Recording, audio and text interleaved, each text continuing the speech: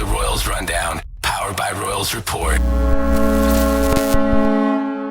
Welcome, everyone, to another episode of the Royals Rundown podcast, powered by Royals Report on the Nordcast Network. I am your host here, Evan Dickinson, otherwise known as Royals Report, here to give you guys a mid-season review of the Reading Royals. So we are now essentially halfway, or a little bit over halfway, technically, through the Royals season, and I thought it would be a great idea to come on here and talk about the Royals through the first half of the year and what needs to improve in the second half.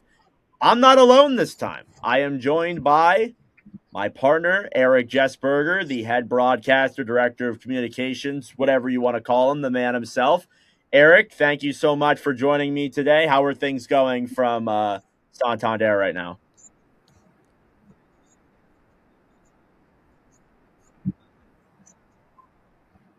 Hey, Evan, first off, it's an honor to be on the show. Hard to believe halfway through the season already, but certainly an enjoyable year, and to have you along the ride for it on the broadcast, intermission, also getting a crack at pinch hitting with some color commentary, big help and a big spot. So appreciate your support, and glad to have the fans along for this ride of an incredible year, and excited for the second half. Kind of kickstarting. Yeah, so a great transition into what we're going to talk about here. So we should start off with the overall Royals record and coming into the season. So obviously a lot of change from last year to this year. You have a brand new coach. You have basically a brand new coaching staff. You have essentially a brand new team apart from some guys returning from the old regime. And you come into this season, you play the first half. You go 9-15-4, 42 points overall in the league. They are 11th overall in the North Division. They find themselves at second place. In my opinion, I think it's been a pretty good first half considering some of the circumstances they've dealt with. But obviously, Anthony Peters coming in here as the head coach and GM, it's a new role that he's taking on. What has your impression been of Peters through the first half of the year? How do you think he has not only coached, but managed this team under certain circumstances?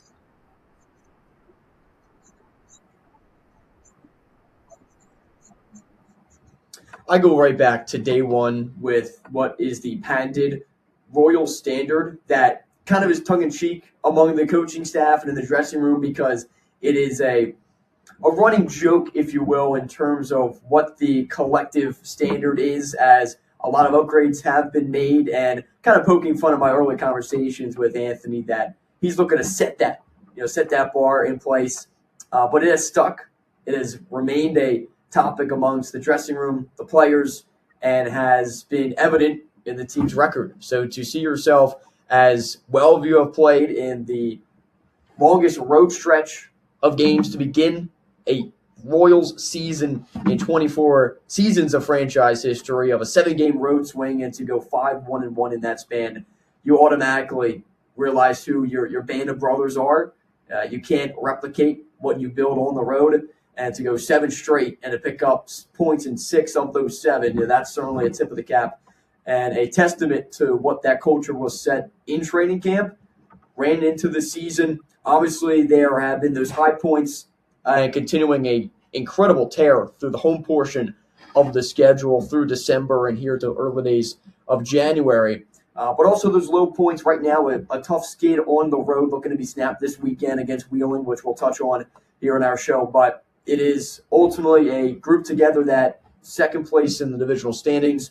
You're in a playoff spot. If the postseason were to begin today, you haven't really fallen out of the top 4 seeding in the divisional standings.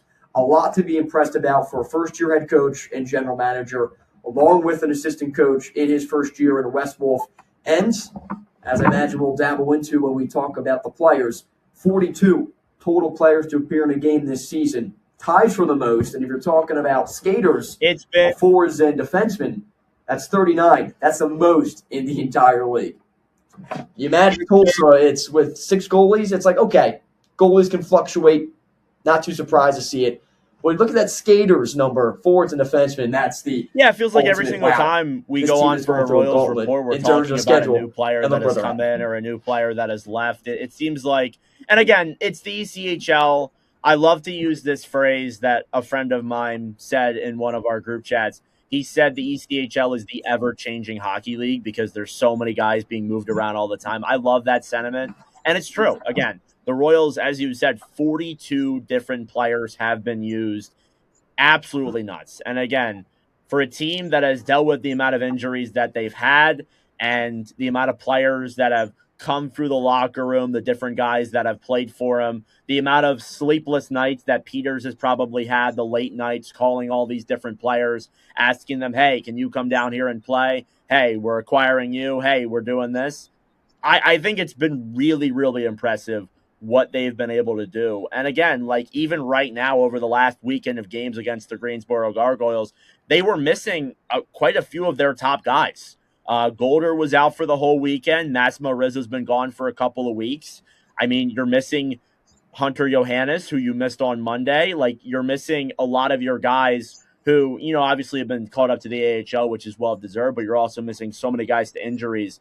And just the fact that they've been able to put together even if they put together like a 500 record and they found themselves just barely in or outside of a playoff spot, it'd be impressive. But the fact that they find themselves second in the division, I think is awesome. And it shows just how well coached this team is and how Peters, it feels like under his mentality, it seems like he coaches a positive role where these players can have fun. It felt like under Jason Binkley last year, it kind of felt like it was all business. But I remember on the first day of training camp, Peters came in and he was like, we're here to have fun, but we're also here to compete.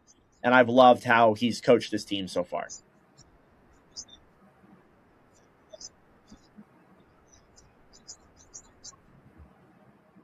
And there is a example point of that with the energy. And when the Royals are taking morning skate. When their presence is on the ice.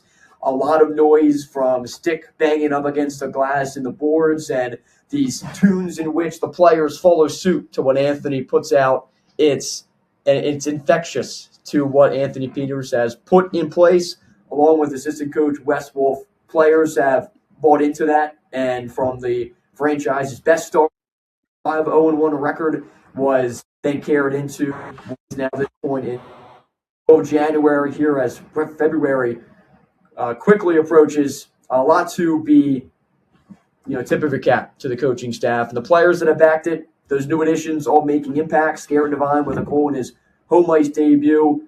Zach Bannister, an assist here over his first handful of games, but also just a physical presence, and the same for Austin Saint. Yeah, it's been these players are coming in, seeing all of thrown those into the fire, come in make an impact, and that's a big participate. part. You look at the North Division as a whole, you obviously see the Wheeling Nailers are a team that is currently just far ahead of everybody else. They're 9 points ahead of the Royals, and obviously you're playing them this weekend.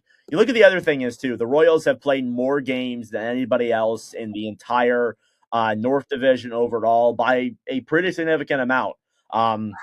They've played 3 more games than Wheeling. They played 4 more games than Adirondack. They played 5 more games than Trois-Rivières and Maine, teams that are below them. So how do you kind of combat that? You obviously can't, choose your schedule. You kind of just have to go with it. But the Royals have played more games here on this first half than anybody else. Do you see that as a benefit here heading into the second half, or how do you view that?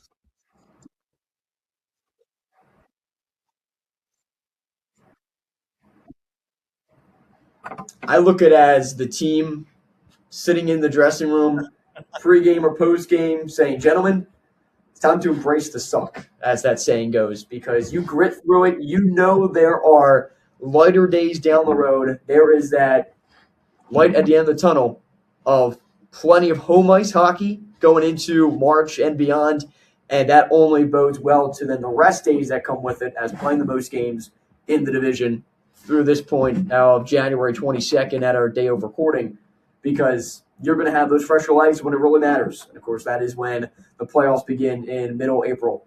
You also add those added games on in that middle April portion of those 2 games in Florida. We can perhaps touch on because the rescheduled games will make an impact to what is also 1 added game against the Maine Mariners. So look at those divisional matchups and how they shake up. Maine is right now in a playoff spot, but holding on by a thread, if you will, as of today. So a lot of hockey that will be played at home. Let's talk about the special teams. Obviously, you have a power play here and a penalty kill. Power plays at a 13.6 percentage chance. 16 of 118 power plays have been scored upon. And the Royals, obviously, we should mention this too, they have never given up a shorthanded goal either, which I think they're one of the few teams that has not been able to do that. And then you look at the penalty kill as well, 83%.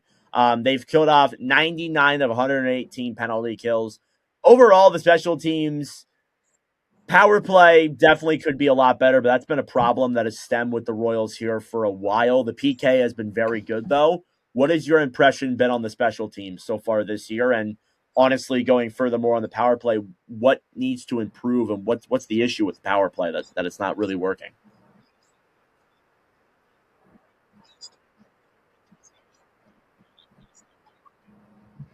I think for the power play, and as of the most recent stretch, you felt the absence of Carson Golder, who nearly has half of your total power play goals on the team this season.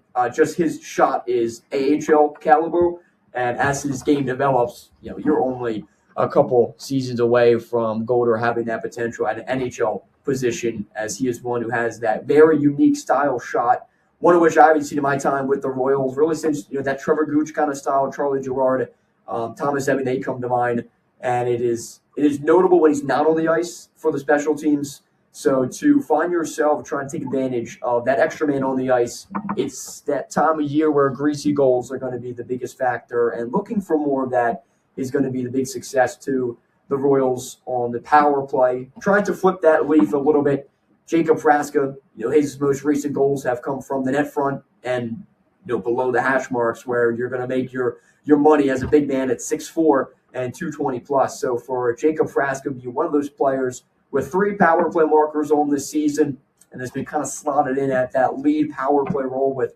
the loss of Carson Golder for this short time, he'll be looking to make his presence felt with that physical stature, but also when the team does have the power play on the ice, looking to attack on special teams. And overall, the penalty kill has seemingly been the staple, better part of the two in most recent years. And for the PK, you have those players, Jacob Frasca, for example, but also the talents of one of the best defensemen I've seen in some time in a Royal sweater, and Archim Kulikov. Talk about him, a sponge, a vacuum, whatever analogy you want. He just brings the puck, sticks it to him, and he clears it. He's been getting a lot more PK time as the revolving door of players have gone down. He's been a staple in the lineup, and on that PK has been a big impact. Comes from his days in Erie with Wes Wolf, so I imagine it's been a lot of familiar cooking between the two, and great to see him. So transitioning over to players individually, we're going to talk about the top forward and top defenseman here. You mentioned Carson Golder, who does have 6 of the Royals' 16 power play goals this year. Overall this season, 13 goals, 13 assists, 26 points. He does rank 38th, if I counted correctly, amongst all forwards in the ECHL. But obviously there's an injury that plays a factor in there. He was called up to Lehigh Valley. He hasn't been in the ECHL for the full year. And then you also look at Ben Meehan as well, who has been the top defenseman for Reading. He has 38 games played, 4 goals, 19 assists for 23 points. Those 23 points find him 13th in the ECHL in terms of scoring amongst all ECHL defensemen. When you look at these two guys, would you say these are the 2 most valuable players to this team? Because obviously Golder's been a big power play quarterback, and Ben Meehan's been a big minute muncher, point producer, great puck-moving defenseman on that back end. Would you argue these 2 guys have been their best players from those positions this season?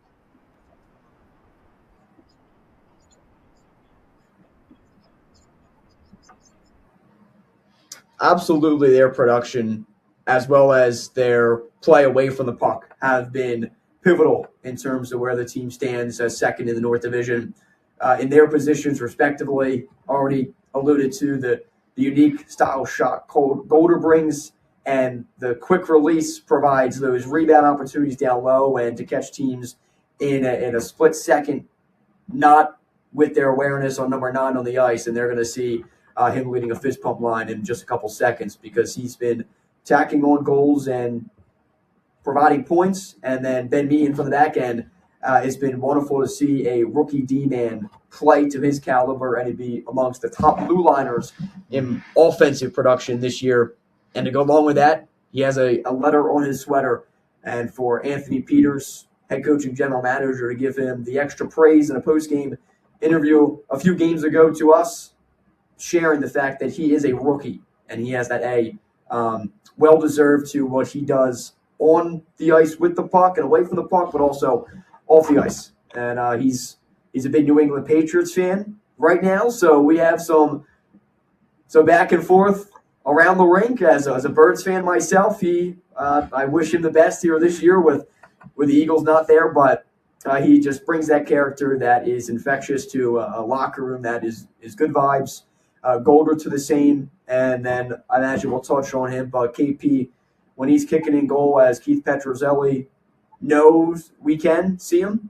We saw it in Game 71 and 72 must win, and he delivered against the Worcester Railers, this past April to get ready the final Kelly Cup playoff spot in their series against Trois Riviere. Meehan spent 5 years in UMass Lowell, played some games with the Iowa Wild at the end of last year, was signed by the Phantoms, came down to the Royals, did play some games with Lehigh Valley, I believe, to start the year, but this year has been one of the most valuable players on the Royals this season and has been absolutely awesome. You did mention KP.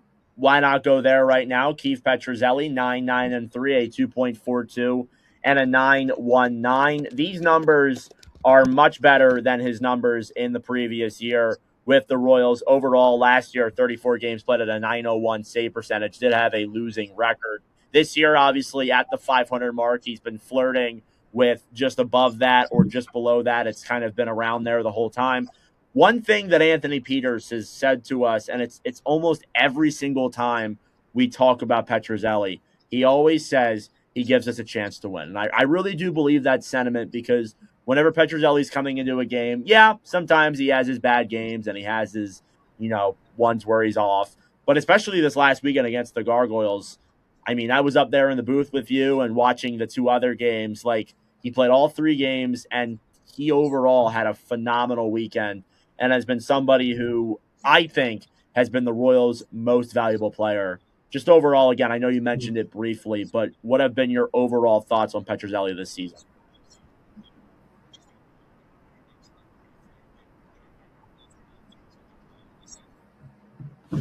Yeah, I think this past weekend, can't emphasize it enough, 3 starts in 4 days, and to be given the nod in a time where Yanni Peretz, the fellow American Hockey League contract goaltender with the Lehigh Valley Phantoms, is up in Allentown. It's Petruzzelli's show, and boy, did he deliver when the curtains unveiled, because in a victory on Friday, in a rout by the Royals offense, putting up 6 goals, you can't go without the headline also featuring Petruzzelli with 30-plus saves on a second shutout on the season.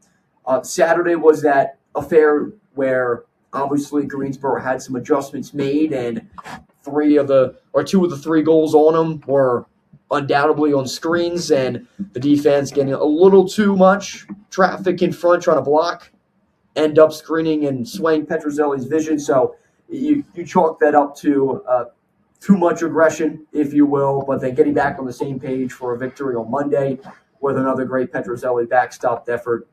He is certainly worthy of having the goals against and save percentage where they're at, and to let that tell the story of Petruzzelli's season rather than the record sitting above 500 or sitting around 500, if you will, because that stretch of an 8-game skid, you definitely don't put that cap on him, because the 8 goals by the Royals offense in those 8 Petruzzelli starts isn't going to lead to much success for any goaltender, no matter who it is. Martin Brodeur, Dominic Hasek, if you put any of those goaltenders in goal, it's going to be shutout performances required.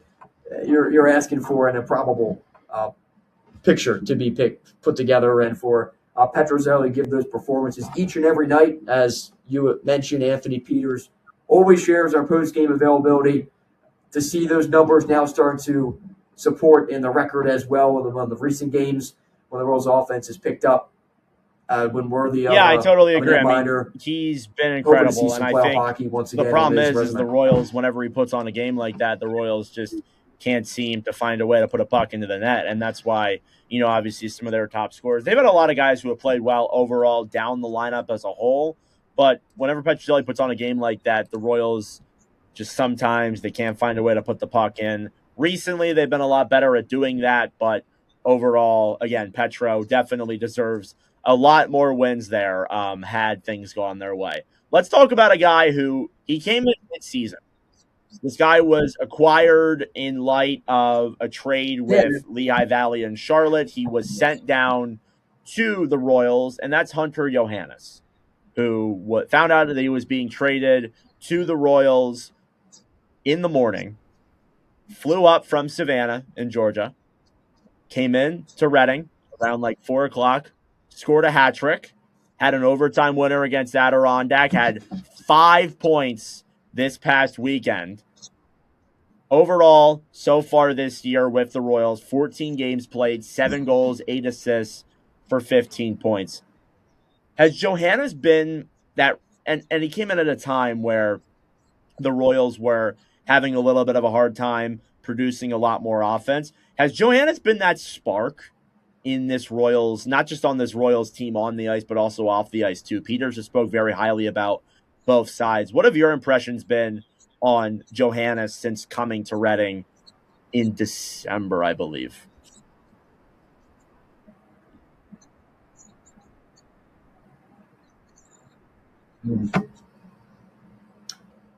I think for a player that came at a time where you were not only looking for that elevation in scoring, but true, just an extra player to put on the ice to have a actual suited up lineup, definitely could have been a better addition for Anthony Peters' club than number 18, Hunter Johannes, who joins the club, had that hat trick the very same day in which he was, as you mentioned, acquired by the Grand Valley Phantoms, immediately loaned to Reading, and for him to make that impression and an instant household name of a hat trick in his Royals debut doesn't get much better than that to make that first impression.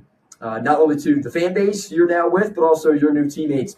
You just maybe still forgetting some of the names in the dressing room, but you're not going to forget his at the end of that performance. So to be that spark plug, you can definitely look at that game in December against Norfolk, where his hat trick gave Reading the 7-3 victory, one of the 4 times he put up 6 or more goals in a single game this season, as an elevated game to make an asterisk on and say that was a key point for a club that coming through the early days in December, trying to find that footing after a tough series in Trois Rivières. I look at still kind of a point where the Royals are trying to see their recent road woes get overcome. It's been that spark at home ice where you want to play your best and defend that home ice portion, and where you're going to play the majority of your season going forward.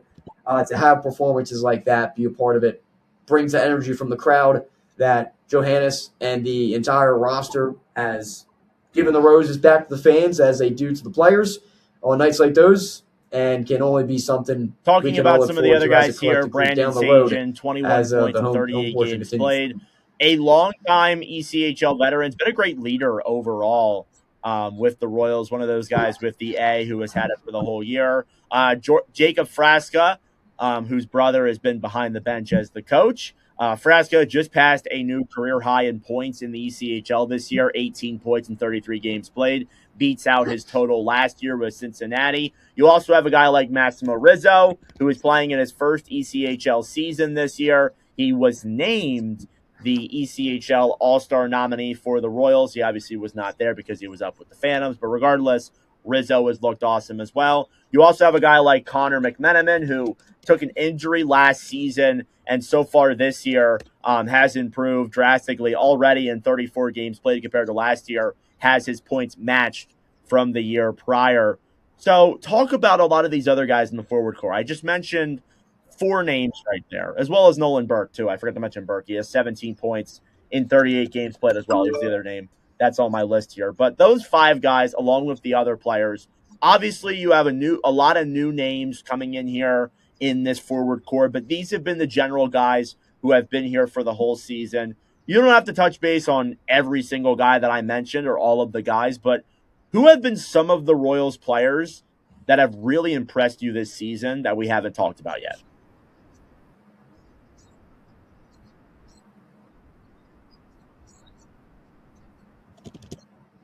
Yeah, I think looking at the roster and those names in particular, they're your top 6 guys, fluctuating as well throughout the season as you have the recent play of Carson Golder not in the lineup, and you have those well-deserved recalls for Golder, for Rizzo, as well as for Johannes at this time. So to have those players step in and earn those minutes and make well use of them, such as a Nolan Burke, such as a Jacob Frasca, and a Connor McMiniman, it's the praise you have to what that culture is set, yes, but also what the individuals have done in their preparation, understanding, at this time with these players on American Hockey League contracts, they're going to be given those perhaps extra moments of play and power play time when you're able to pad your stats, if you will. But for those players going up or down, it's then a McMiniman to step in, a Frasca to work back into the power play unit and make an impact, and Nolan Burke slotted into the first line center and seemingly not skip a beat, as that's where his primary role has been among Anthony Peters' forwards. You can't highlight enough of Connor McMiniman and the story of this comeback and a season-ending injury suffered right on the ice in front of the crowd, and to have at a time where an emotional Jason Binkley knew that it was something of very serious note to McMiniman, and one of the players that had been leading the Royals in points at that point of him going down for a club that was right flirting with that postseason spot very much at this time last year, and know the dog days were ahead, and you're going to be down one of your top forwards. To see him come back with an elevated sense of play, as a couple other players have felt some of the recent short-term bang-ups. Nothing to McMiniman's note, which is great to see, and knock on wood, that continues. It's been a great story. And he as well has been an incredible character off the ice with the guys just as much. Laughing, hugging. They have this shootout drill heading into road trips that if you are the last player that can't net a shootout goal, you got to go out and buy bagels for the entire team. It was Nolan Burke in one of the most recent occasions, and McMiniman was the first to give him a hug and say, "Don't worry, I like my blueberry bagel. Make sure you get it right this time," or something along those lines. It's those moments away from the competitive business, if you will. That's some of the most rewarding parts of these players and brothers. And the back end, obviously. We talked about Ben Meehan. There's other guys who have been alongside there. You look at a guy like Jake Willits, who was second in points amongst the Royals. His biggest highlight this year was that last-minute goal against the Nailers to give the Royals the win back in November. You obviously also look at a guy like Artem Kulikov, who you spoke very highly of. They've had a lot of guys who have fluctuated through, like Carter Berger was here for a little bit. Robbie Stucker was here for a brief moment. Vincent Sevigny had a cup of coffee. But you also have guys, too, like Miles Gendron, Emilio Mastrangeli. You have Artem Guriev, who was recently called up. You even have guys like Hayden Ford, who just came in and played for the Royals this past weekend. You have Jack Page, who is a young kid. He's local to here, just returned on MLK Day. A lot of different blue liners coming here through the Royals. What are some guys on the back end for Reading that have really impressed you? Again, obviously there's Meehan, but besides that, who have been really noticeable for you when you're up there in the booth broadcasting? Watching the chemistry build as it has between, we already talked about Ben Meehan, but his partner in crime, Jake Willits, 14 straight games together and 2 peas in a pod that have produced points just as much as sealing up penalty kill minute time and avoiding any of those odd man rushes. It's been a part of the Royal style of play that, especially seeing it firsthand at home for a majority of the time, as I call most of the games away remotely, to see that grow as it has both on the Royals end of the ice and transition with their speed and very effective tape-to-tape passing has been part of the recent success for the Royals that those two have spearheaded. We talked about Kulikov as his defensive style of play has been really, really impressive as just a 22-year-old. you really just continuing to get his bones at the professional hockey level. But then the veteran presence of Miles Gendron, who joins the club, after playing with the Royals for a quick stint prior to COVID, and to be that leader on and off the ice and the consistent conversation. Those players have been among the top impressive ones, and for a Jack Page to, at a moment's time, when available, not an everyday skater, but when he does get in, he makes an impact, and his game has only gotten better as this season has grown on. And even though he's not in for every game, he as well has had his name stand out for the physicality end that the Royals fans have hoped to see and maybe has lacked in the most recent seasons. It's safe to say that's getting back here on Penn Street and something fans can enjoy, because who doesn't love a towering blue liner to blow up an attacking forward trying to get into the zone, especially when they're in Nailers black and yellow. We love that. That's the fan entertainment part of it for sure. You look at the other goaltender who has been sparring games here for the Royals. We talked about the forwards. We talked about the defense. Now you look at Yaniv Peretz, who has been up there with the Phantoms and probably will be up there for quite a little bit, as Dan Vladar up with the big club suffered an injury. Kolosov's had to go up. I love to look at it as a domino effect. Whenever one guy goes down, every organization gets affected. And now Peretz, who has played games here with the Royals this season, overall his numbers are not very enticing. 7-6-1, a 3.59 and an 892. I did write this stat down. Before December 15th, Peretz had an 847. Not a great start to the year. Obviously, we remember those first couple of games. And obviously, there was like that 8-7 win against Greensboro. Like, you allow 7, but you still win the game. There was that rough game against TR to start off the year at home. It was a rough first half.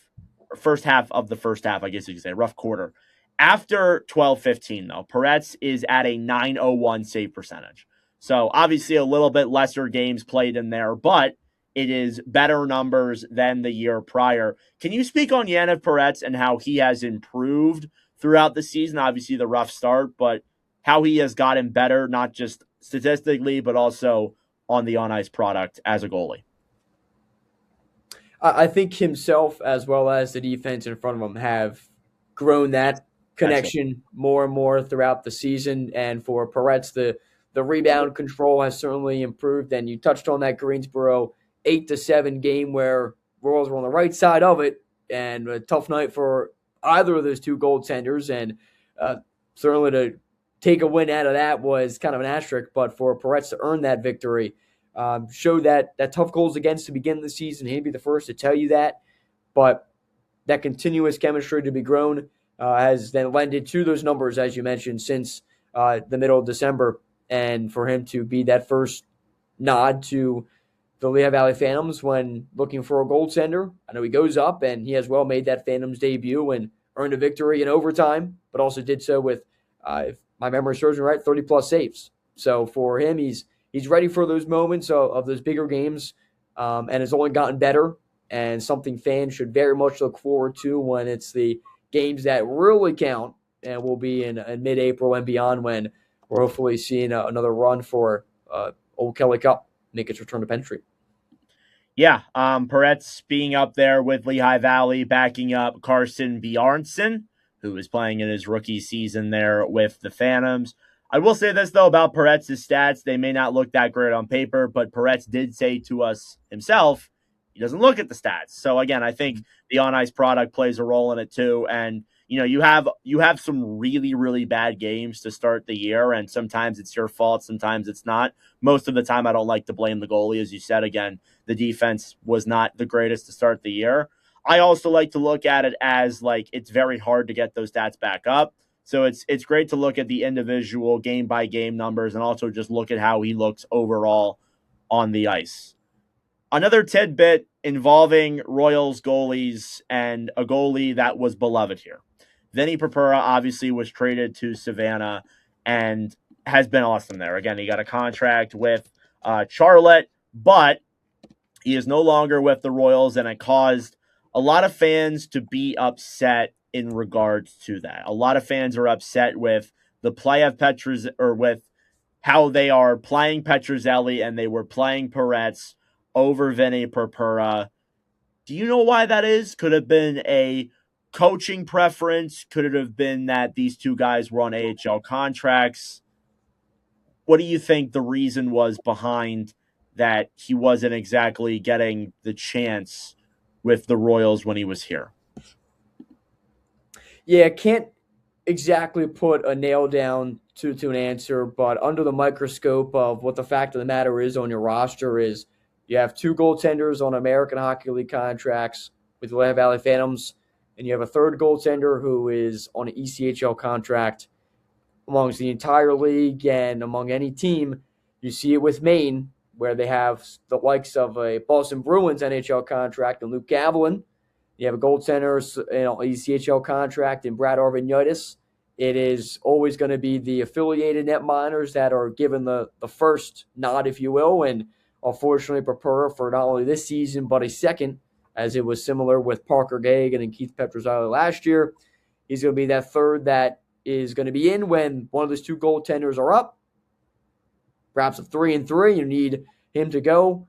It was an unfortunate situation for Purpur that goes back to his days with the Adirondack Thunder. Whenever Rob Lipolis, broadcaster for Adirondack, is here, we always chat about Purpur, and he says the exact same to the likes of it's an unfortunate situation, but it's an understandable one, and one that I can imagine Vinny has a very early conversation with, in not only Jason Binkley going into last year, but for Anthony Peters going into this season as well, that this is the situation, and if you're on board with it, this is how it's going to run. And for Vinny to still say yes, and this is all just assuming how the conversation goes, and you certainly give that credit to him. And when he does get that call, yeah, boy, did he deliver. And definitely well deserving of that American Hockey League contract with Charlotte. Wishing him nothing but the best in terms of what the conversations might be from coaches to the Phantoms, or have it. When I've talked and I've asked that question, as have fans at Radio Recon, which is both Jason Binkley and Anthony Peters, it's their show, it's their call, and the decision is made there kind of in the room and is laid out to what Petrozelli and Peretz have for the week, and what does Purpura perhaps find that opportunity to get in as those decisions made kind of as a full unit.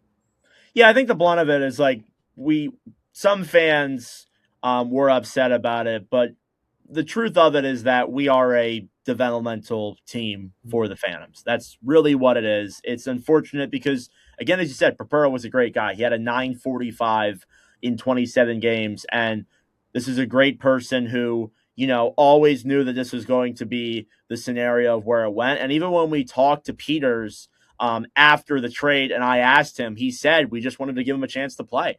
And I think that's a really respectable move there by Peters to move a goalie who has had really good numbers here in the ECHL. And I really do wish nothing but the best. Not that long ago, I was a fan. I guess I still am kind of a fan in a way, but Purpura was one of my favorite guys. And it's really unfortunate to see him not work out here. But the truth of it was he was never going to get that American League hockey contract here. And it's really unfortunate, but it's the truth. So moving away from that and overall with this team, you look at this first half. There's been a lot of positives. There's been a lot of negatives. What needs to improve in this second half for the Royals to overall be a better team? I think we can both agree that they have gotten a lot better as the season has gone along. They've had some rough stretches in there, obviously a couple losing streaks. The road struggles have been pretty bad at points here. They've even struggled at home to start the year at points. But what for you needs to really improve in this second half for the Royals to stay in that second spot and heading into the Kelly Cup playoffs? I think something we touched on during our show that comes back to what I want to see most put forth in this second half is a continued great pace of play on the penalty kill when you have to be on the ice, but definitely a step in the right direction further on the power play. And see the special teams going to be a deciding factor. We saw it in the Trois Rivières series where you went up against one of the best power play and penalty kill units, and how that matched up when you are given those slim chances of man advantage hockey, making sure to capitalize on it.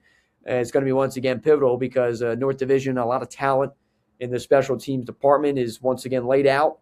And ample one-goal games have been played by the Royals, and a great record in those regards are giving you that final stretch of regulation hockey and all these regular season games of little taste about those high tense moments. How do you react when the game is on the line? When the puck is on your stick, you're up a goal, you're down a goal. It's going to be only better to handle those moments going forward, and when then it really gets down to the nitty-gritty of postseason hockey.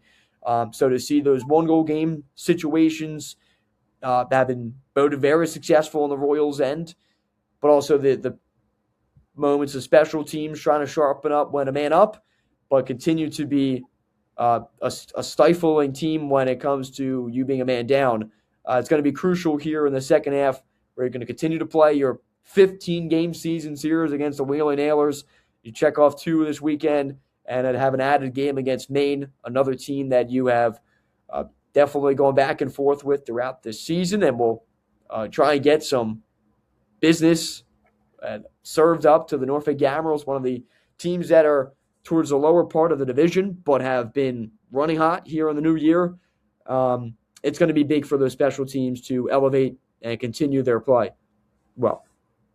Yeah, I mean, again, overall, for me, it's just been an awesome year. I think under the circumstances they've dealt with, you mentioned 42 different players have been used this season, 39 different skaters.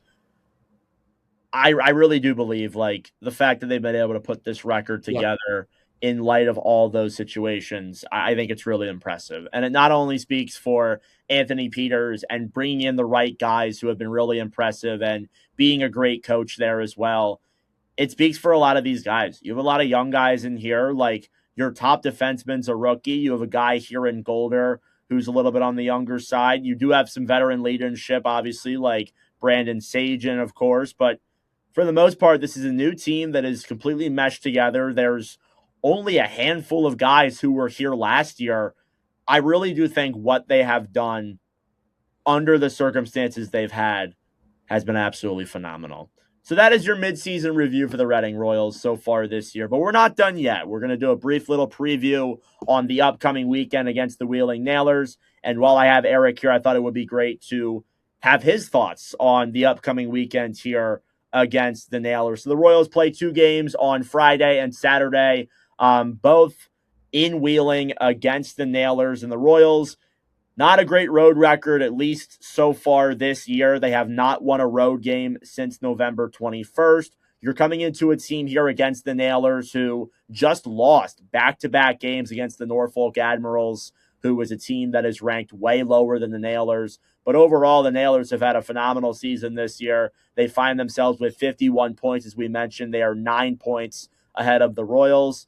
Erik, for you, you're watching all the games. You're commentating all the games. What are the key takeaways for the Royals to pull out 2 wins this weekend? Well, it's always fascinating inside the less than friendly confines of West Banco Arena to the recent memories of Royals hockey, but earning a victory, as you had mentioned, back on that November 21st date was the last Royals road win, came here in Wheeling, West Virginia. It is that smaller neutral zone that a lot of fans, when you look at the Flow Sports stream and you watch the broadcast, it is in fact a smaller size neutral zone where can speed up your pace of play. So I'm looking at a lot of the recent additions to the Royals roster, some of the quick skated additions that will look to make impacts on the ice against another physical Nailers team.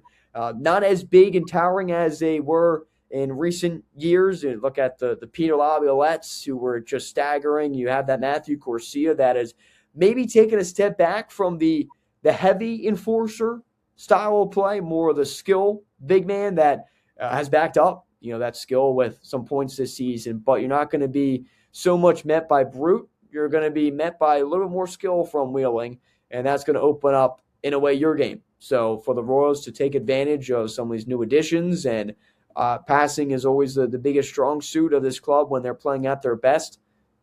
That small neutral zone, next thing you know, you're 2 strides, you're on the attack, and get at some of these top net miners Wheeling has to offer, but traffic in front and use your big bodies yourself will be pivotal and should bode some good success and another edition of hostile hockey this weekend out in West Virginia.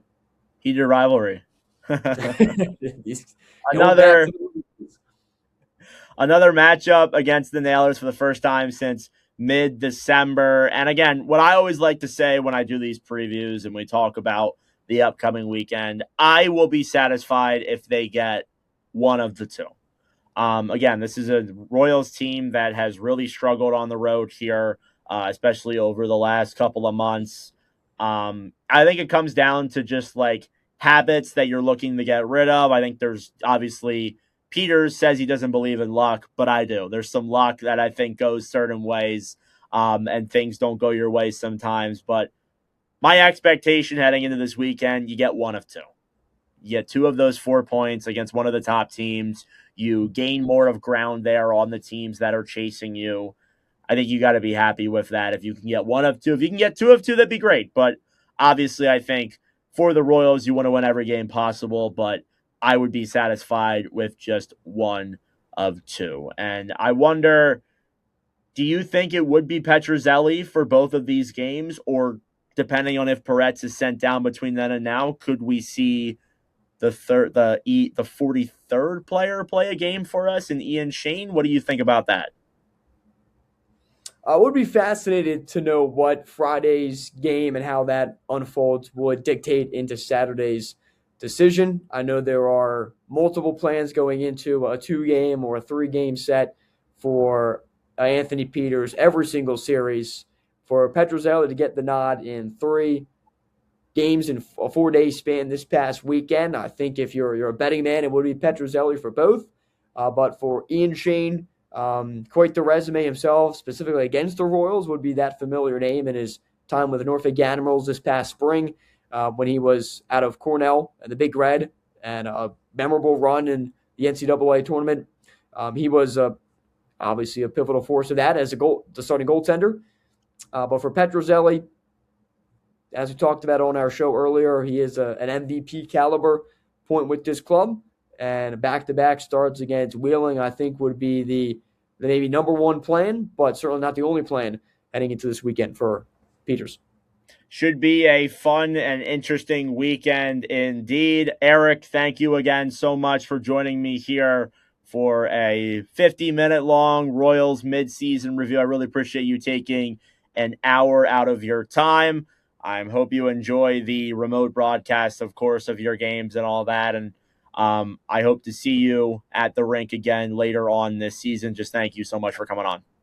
Absolutely. And for all those listeners and those tuning in, certainly Evan has done incredible work, both on the mic but also away from it. And his hours spent post-game, but also the pregame work done to continuing the Royals coverage as a AA hockey team, trying to make sure their Royals name is amongst Reading just as much as that ball club down the road as well in the Fights.